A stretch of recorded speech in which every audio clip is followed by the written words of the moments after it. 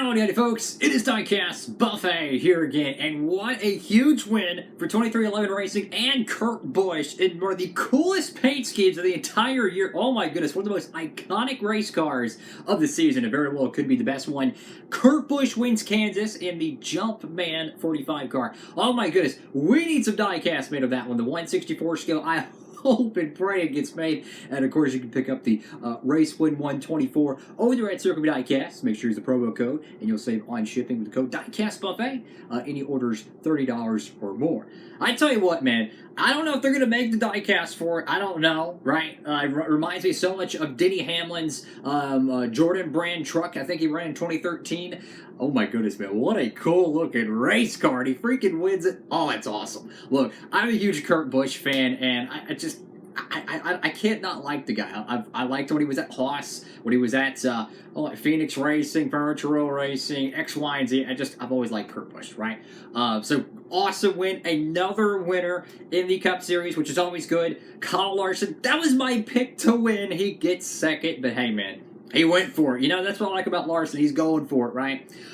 I gotta say, man, this very well have been the best Kansas race I've ever watched. I know every week it seems like we're talking great things about this season, and truth be told, it's true. Every single week the Gen 7 car continues to impress me.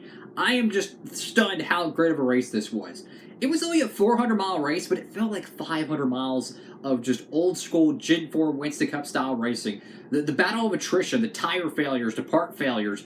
I know a lot of fans don't like to see that stuff, but to me, I love it. I want to see part failures. I want to see pit stop mistakes. I want to see cautions. I want to see crashes. This is a part of stock car racing. You know what I'm saying? This is what it is. And I love to see, you know, the continuation of the tire issues and stuff like that. It's parity. It shakes up the race. It creates strategy. That's what we want. That caution that came out during the pit sequence, it took everything up, put it in a bag, shook it up, and threw it all over the field, man. Incredible stuff. And then the 43 camp, oh my goodness, they did everything they could to get that wheel taken off the right rear. My goodness, everybody was watching that, and they'll probably come up with a better solution down the road, but great job on them from getting that done. But great racing. I mean, you could pass, there was strategy, the cars just felt so much more racier, right? They weren't glued to the ground. They weren't single, you know, one groove racing. I'm telling you, man, if you thought 550 horsepower package at Kansas was good, this is great. I mean, fantastic racing. I'm telling you, every single week the Gen 7 car does not disappoint.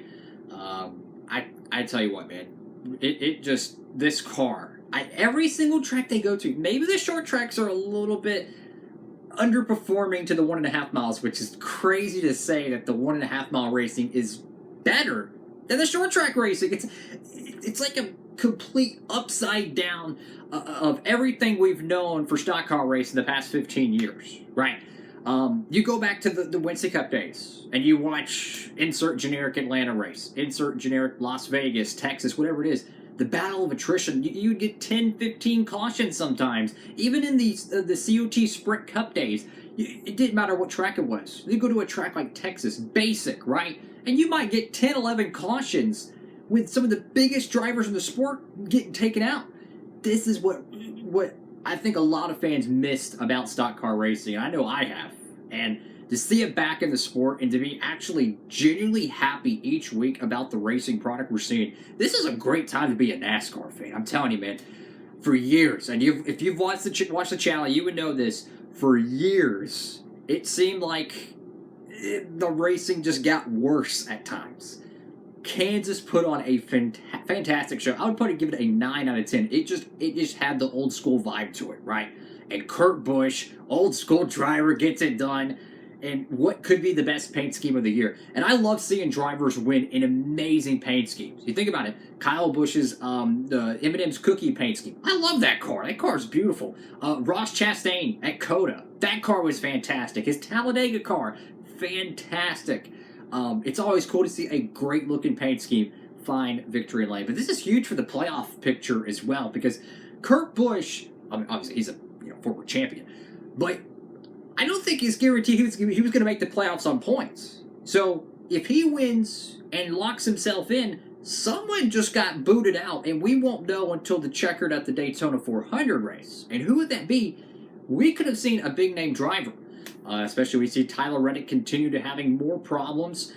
He very well could have won Fontana, right? He had a fantastic car at Kansas, nearly won the pole, and it just, the wheels fell off the wagon, so to speak. So someone just got knocked out of the playoffs. We just don't know who. And it's going to be fascinating to see how that one shakes out. But what do y'all think about the Kansas race today, guys? I loved it.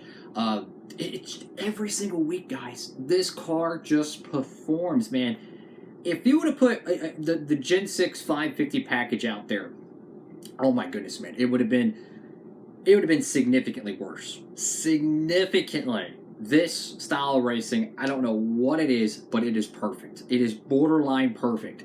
If you take away the stages, it's almost, in my opinion, it is so strongly identical to the Gen 4 style racing. Just the way the cars float around, the multi-groove racing, the dive bombs, the slide jobs.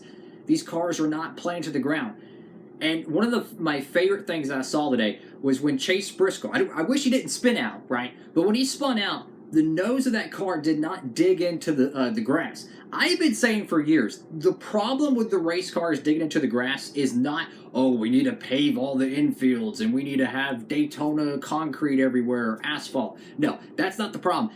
They could have done this years ago. Just add like 2, maybe 3 inches of ride height on these cars, and they'll go right over the grass. They used to do that all the time. Guess what? Chase Briscoe went through a muddy, soaked infield, and it did not even damage it much at all. I mean, the tow truck got stuck, for crying out loud. And Briscoe went through there, and it didn't tear it up. So they could have done that years ago, and that would have saved hundreds of thousands of dollars in race car parts. I've been saying that for years. They should have done that. And sure enough, they raised up the cars for the Gen 7 era. And sure enough, it's right back to what we've always liked about the Gen 4 cars. They never dug in. They kind of just glided, so to speak, on top of the grass. But no doubt about it, huge win for 2311 Racing. And I'm telling you, the Chase field is going to be really, really interesting because we still have so many road course races, right? You still have the Atlanta Super Speedway race. You still have the Daytona 400. There's a lot of wild card races left in the season. And someone's not going to make the playoff grid. Someone's going to be knocked out of it. I have no idea who it's going to be. But I have a feeling it's going to be a big-name driver. And no, it's not going to be Brad Keselowski, I don't think. I think it's going to be someone no one's truly expecting that, they're expecting them to make the playoffs. They're not going to make it. And if we continue to see different winners, think about it. Tyler Reddick has it won. None of the RCR cars, have it won. Eric Jones, I mean, he had a great car in Fontana, great car today. And, of course, unfortunate circumstances found themselves to the 43 camp. But, I mean, we could very well see another first-time winner. We could very well see 2, 3, maybe 4 different winners there. I think the parity is only going to continue to pay dividends. So, fantastic race today. Make sure to pre-order your 124 Race Win diecast. I hope they offer it. I really do. If they decide not to offer that diecast, I'll make sure to leave a comment down below. But I'm hoping they do. And please, for the love of God, can we get a 164 made of that paint scheme? Whew, that is such a cool-looking car, man.